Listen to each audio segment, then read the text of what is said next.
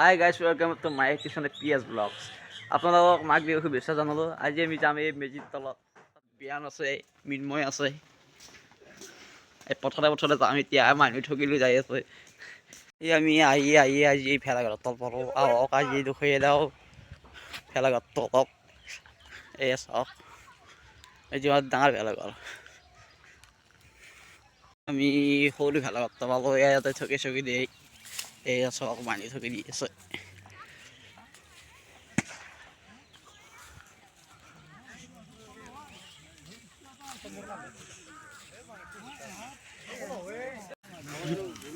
বিমান ইয়াতে চাহ শুই আছে।